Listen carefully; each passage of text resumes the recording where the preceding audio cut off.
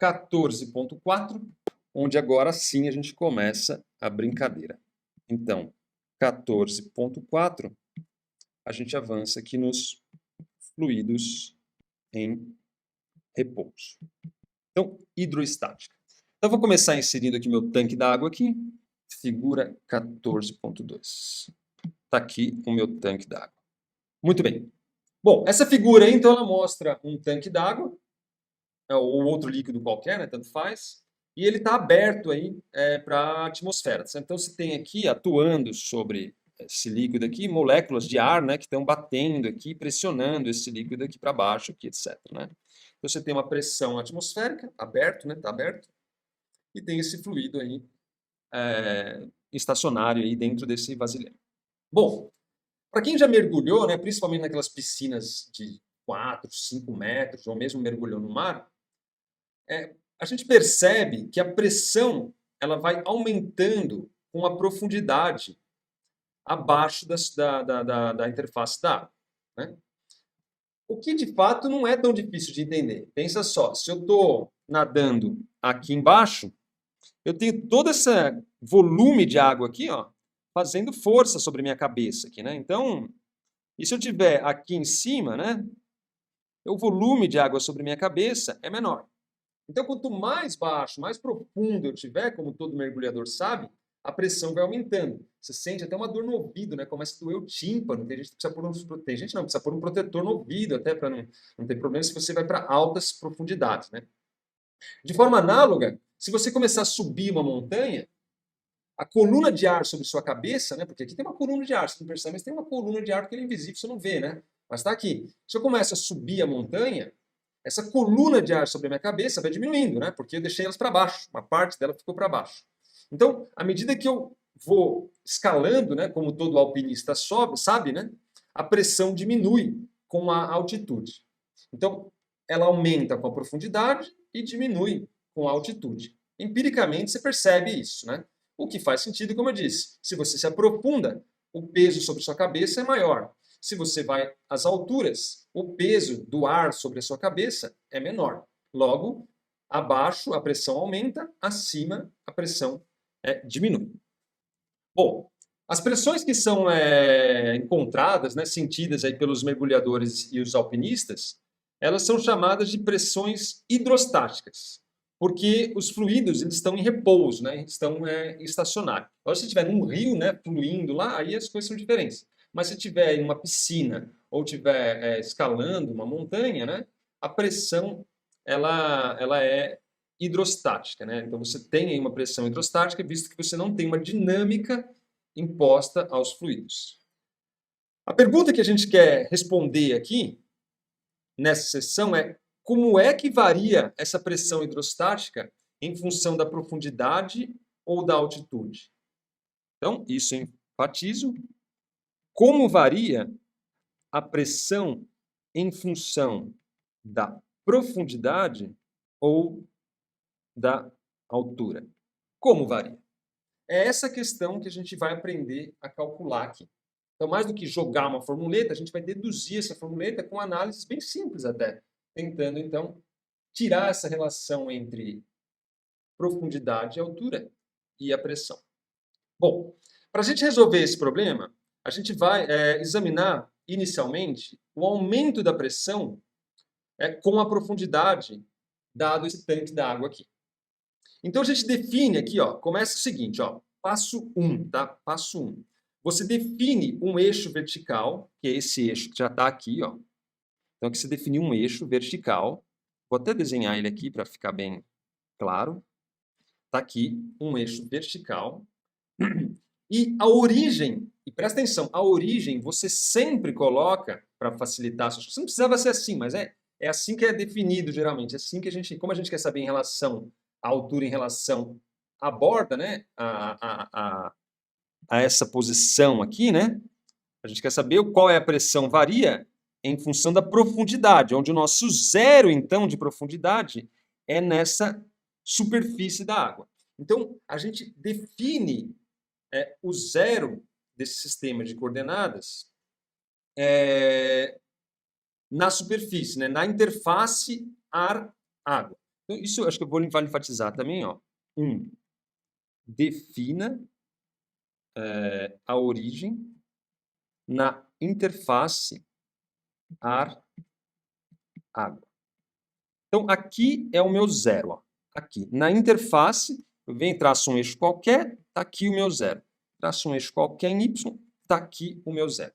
Então, defino esse origem na interface e o sentido positivo, né, como usual, a gente põe para cima. Né? Então, aqui está o meu y versor aqui, né, ou j versor aqui, que é o sentido para cima.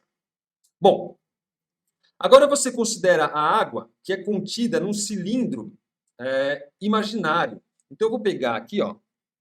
Presta atenção no caminho das pedras, tá? Para a gente deduzir essa expressão. Não é difícil. Vamos lá, devagarinho, a gente chega lá. Você começa definindo aqui, ó, um cilindro. Ó. Vem aqui, pego aqui, ó, um cilindro imaginário. Imagina que eu estou olhando esse cilindro aqui, como se eu tivesse um plástico aqui envolvendo, um plástico de massa zero, e eu quero estudar esse pedaço aqui, ó. Eu quero estudar essa parte da água aqui.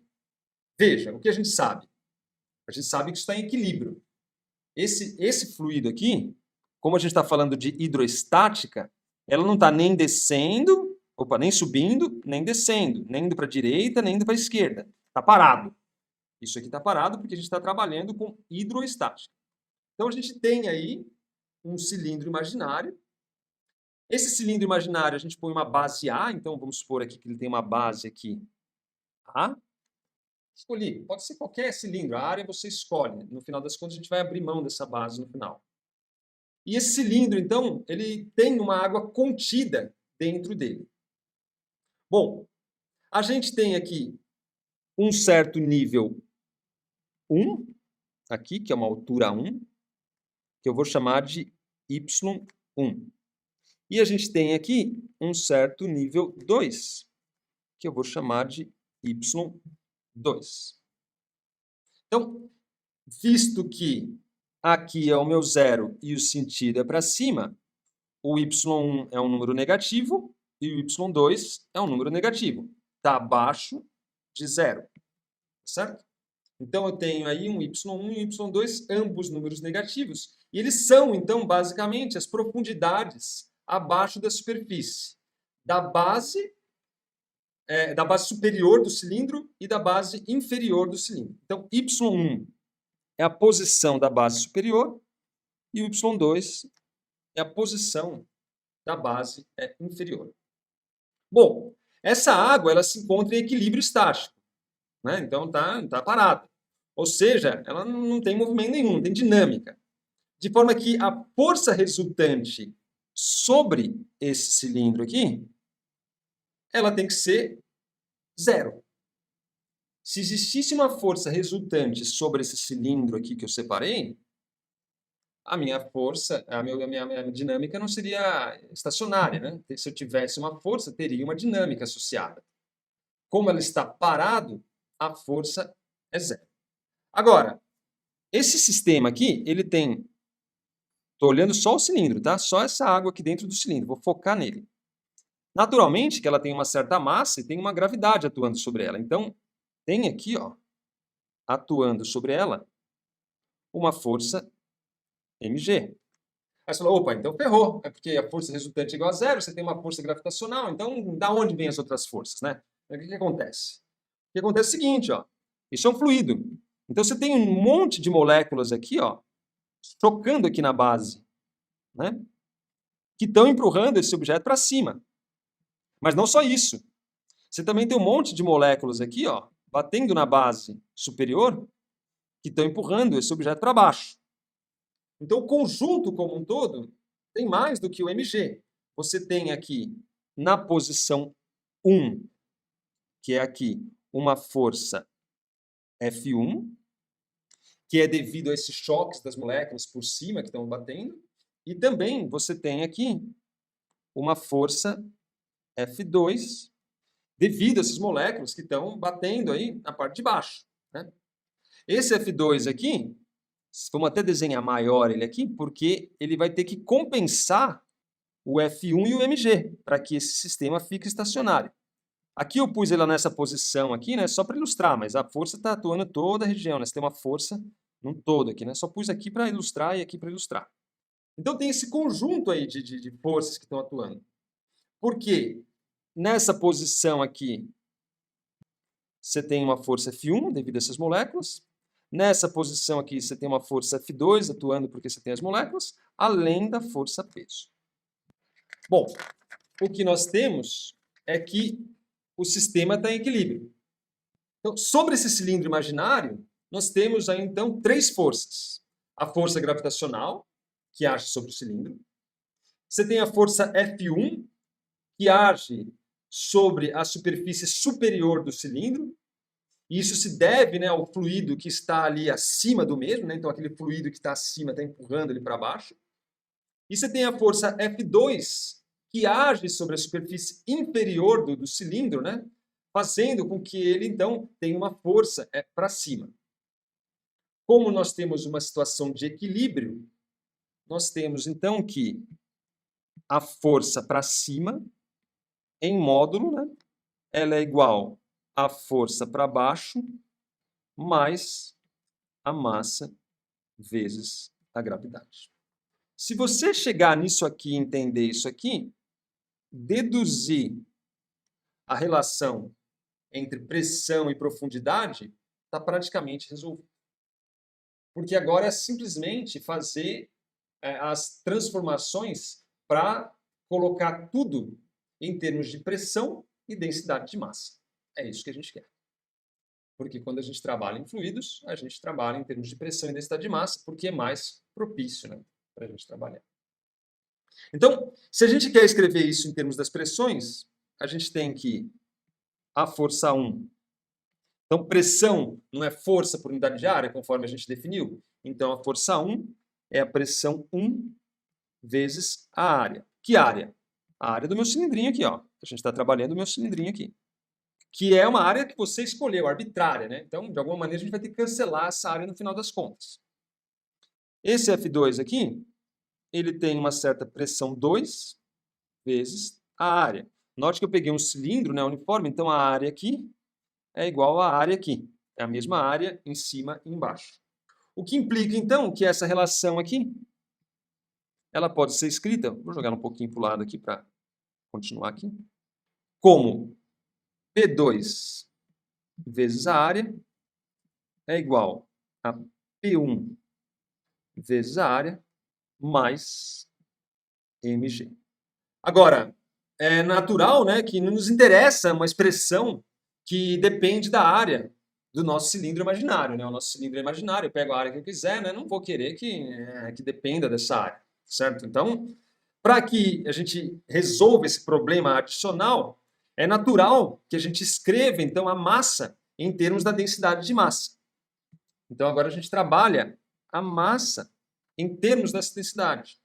Como a gente sabe, a densidade do fluido é a massa sobre o volume, o que implica, então, que o ρ vezes o volume me dá a massa. Agora, o volume qual é? É o volume do meu cilindro, né? Porque eu estou vendo a massa do meu cilindro aqui, não é isso? Então, a massa do meu cilindro é o ρ vezes o volume. O volume que é a área vezes a altura. Ou seja, agora aqui eu vou ter que subir um pouquinho.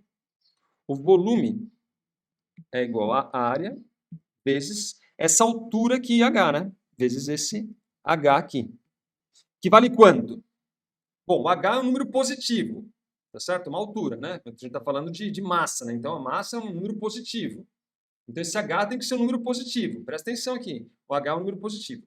O y1 é um número negativo. Vamos pegar aqui, por exemplo, sei lá, um número qualquer. y1 igual a menos 5. O y2 é um número negativo. Vamos dizer que, então, o y2 é igual a menos 10. Então, essa altura, para dar um número positivo, eu tenho que pegar y1 menos y2. y1 menos y2 dá um número maior que zero. Tá certo? Porque fica menos 5 menos menos 10, que dá mais 5. Então, aqui entra a área vezes y1 menos y2. Isso aqui é o meu volume. Tá claro? Por que que é y1 menos y2? Porque o volume, né, é um volume, é uma grandeza positiva, a área é uma grandeza positiva, e visto que eu estou olhando dois números negativos, y1 e y2, então y menos y2 é que me dá um número positivo. Ou seja, a minha massa, então, aqui, ó, ela pode ser escrita, então, como a área vezes y1 menos y2, que multiplica ρ. Isso aqui é a minha massa.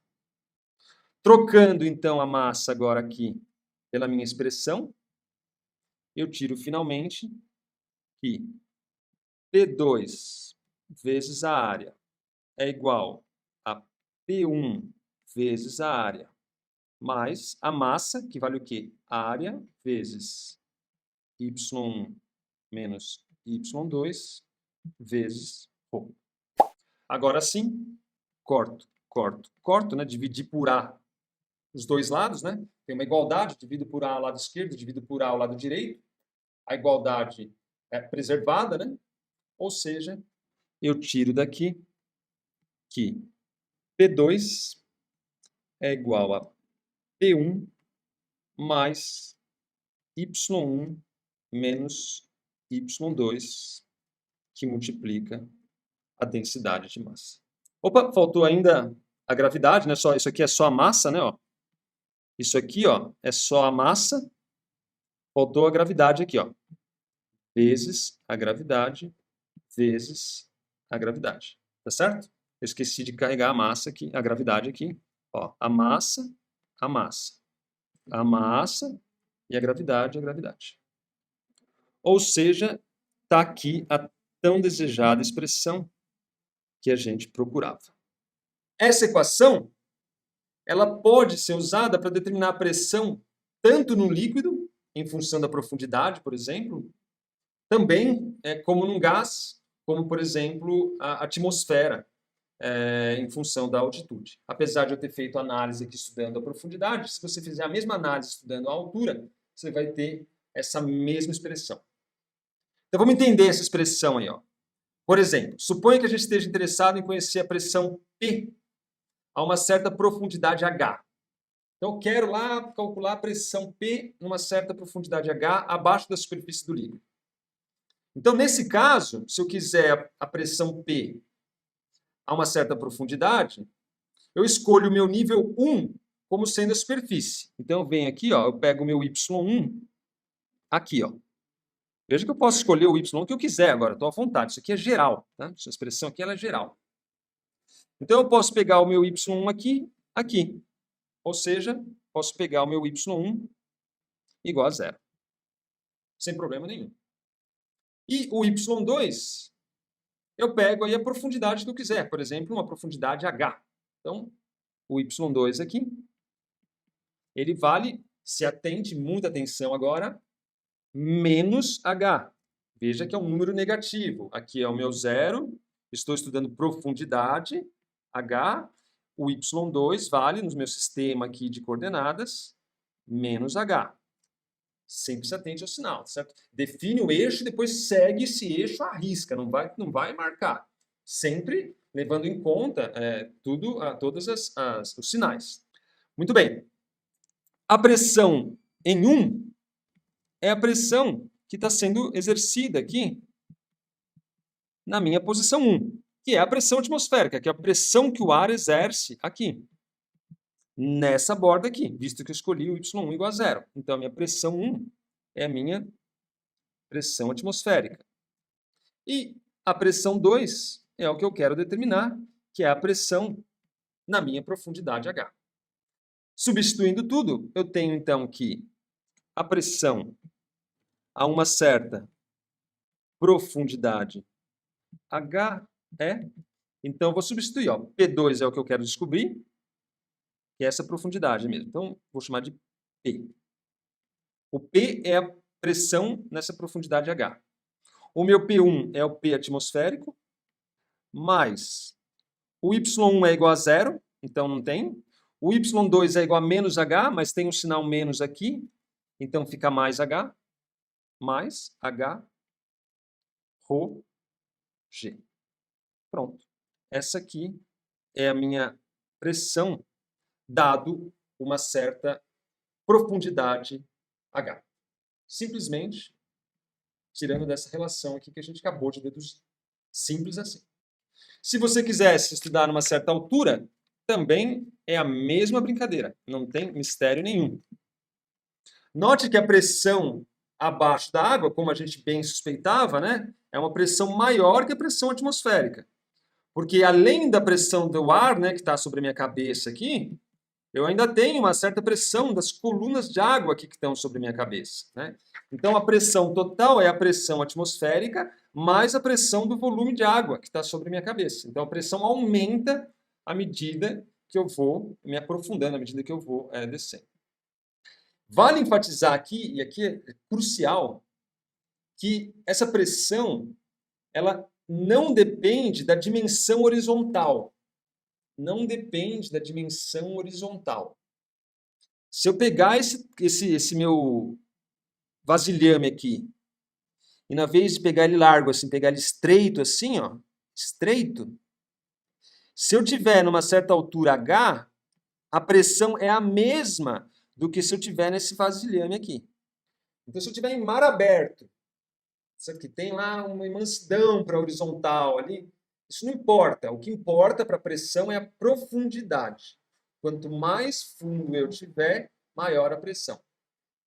Se eu pegar um tubo de ensaio e ele tiver 10 metros de altura, a pressão vai ser igual a 10 metros de altura do que se eu estiver numa piscina. A mesma, não importa.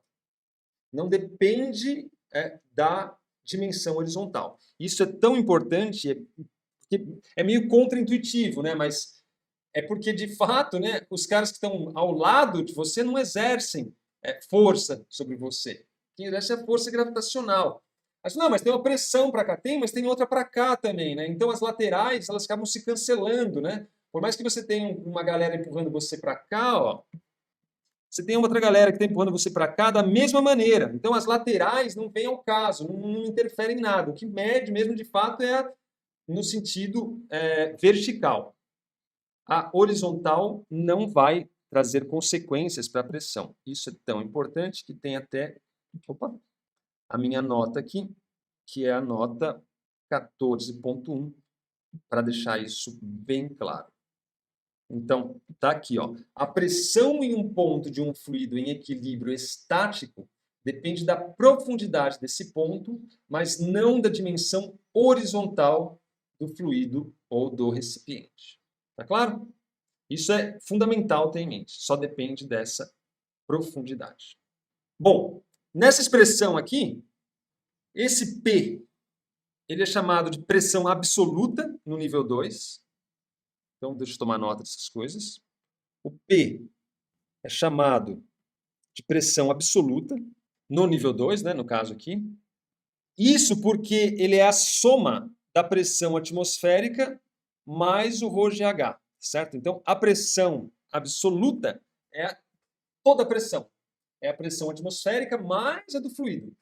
Se eu quiser somente a pressão exercida pelo fluido, né, porque essa aqui é a soma. Isso aqui é P atmosférica mais o P do meu fluido. Se eu quiser só a pressão do fluido, aí então eu subtraio de P a pressão atmosférica, e isso é chamado de pressão manométrica. Então, ρGH é a pressão manométrica, que é a pressão do fluido a menos da pressão atmosférica, né? Eu descarto a pressão atmosférica. Ou seja, ele é escrito, né, como P menos o P atmosférico. Porque eu tirei da minha pressão total a pressão atmosférica, o que me dá o ρGH. Isso é chamado de pressão manométrica. A pressão manométrica exclusivamente é oriunda do líquido, né, ou do fluido, como se o mesmo estivesse dentro do vácuo. Certo? Se você estiver no vácuo, a pressão absoluta é igual à pressão manométrica. Caso contrário, você tem que remover essa pressão atmosférica para poder ter em conta aí, só a pressão dita manométrica. Ô, professor, Sim. o senhor escreveu H e GH? Oh, desculpa. Valeu. Aqui também escrevi HGH 2 vezes. Esse termo aqui, né, ó, essa aqui, vamos só enfatizar aqui, ó, esse termo aqui, ó. Esse aqui é o meu termo da pressão manométrica. E aqui, então, é Rho, H, Rho, G ou HG, Rho. Rho. Obrigado. Tá certo? Então, essa é a definição de pressão manométrica. Você vê que os caras vão criando nomes e nomes, né? Mas como a gente quer conversar com essas pessoas, a gente tem que saber o que se trata, né? Então, pressão absoluta, atmosférica mais a do fluido. Pressão manométrica, pressão exclusivamente do fluido. Como eu disse, né? Vale frisar que essa expressão aqui também, ó, essa minha expressão aqui, eu vou dar uma copiada nela aqui, ela também vale para o caso onde nós estamos acima da superfície do fluido. Ou seja, no caso aí, a pressão atmosférica, né? Então, essa expressão aqui é uma expressão geral para hidroestática, né? Então, se eu tiver acima da superfície do líquido, né, ela vai fornecer, então, a pressão atmosférica a uma certa distância acima do nível 1. Então, agora, ao contrário de adentrar no meu fluido, aqui era o meu zero, né? Aqui está o meu sistema de coordenadas, o zero está sempre na interface. Agora eu quero calcular a pressão não aqui, mas eu quero calcular a pressão aqui, numa certa altura H acima do nível. Ou vou chamar, como a gente chamou H de profundidade, vamos chamar essa distância aqui de D, acima do nível. Considerando a densidade uniforme, né? Ou seja, porque à medida que você vai subindo, também a densidade do ar vai diminuindo, mas vamos considerar que é uniforme, né? Vamos supor que o ar está uniforme, dado uma certa altura, não é tão grande, você não está subindo no alto de uma montanha. Então, se a densidade do ar for a mesma, né, considerando isso, então a gente pode calcular a pressão atmosférica a uma distância D que está acima desse nível 1 aqui. Então, novamente, ó, se eu quiser usar essa expressão aqui para calcular a minha pressão nesse ponto D aqui, o que eu faço? Então, agora, o meu Y1 é igual a zero, eu quero calcular acima desse nível aqui. O meu P1 é igual a minha P0, que é a pressão aqui nesse ponto aqui, ó. Esse aqui é o meu P0, é a pressão no nível do mar, seria esse aqui. No nível, vamos chamar do mar aqui, né? Como se isso aí fosse o mar. O Y2 é onde eu quero calcular, e agora o Y2 é positivo, né? Porque agora eu estou pegando um valor acima do meu zero, então o Y2 agora é mais D, e o que eu quero calcular é o meu P2, que eu não sei qual é, que é a pressão acima desse nível do mar aí. Então eu tenho daqui P2 é igual ao meu P0, que é a minha pressão no nível do mar, mais o Y1 é zero, o Y2 é D, então não é mais, fica menos D Rho G. Note que, como esperado novamente, né, a pressão agora ela diminui à medida que você vai se levantando, na medida que você vai subindo. Por quê? Porque a quantidade de matéria, né, de ar, de moléculas sobre sua cabeça vai diminuindo, né? Então, a pressão sobre a sua cabeça vai ficando cada vez menor à medida que você vai migrando aí horizontalmente para cima. Ok? Para concluir, vamos fazer um teste. Então, está aqui ó, o teste 14.1. E nesse teste ele fala o seguinte. A figura mostra 4 recipientes de azeite. Ordene-os de acordo com a pressão na profundidade H, da maior para a menor. Esse teste é só, novamente, para enfatizar que a pressão só depende da profundidade. Então, se a profundidade nesse vasilhame aqui é H, se a profundidade nesse vasilhame aqui é H, se a profundidade nesse vasilhame é H, se a profundidade nesse vasilhame é H, logo a pressão é a mesma. Em todos os 3 recipientes, a profundidade aqui é a mesma e a pressão é exatamente a mesma.